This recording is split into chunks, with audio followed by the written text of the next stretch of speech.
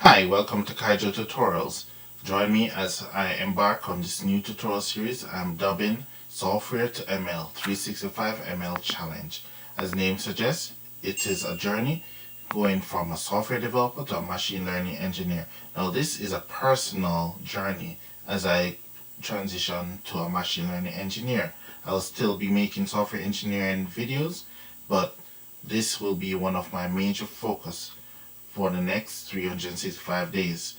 Now, this series, each and every day, I'll post a tutorial, a video tutorial, or a written tutorial, or both, on a ML topic or foundation leading up to ML, such as the math behind it.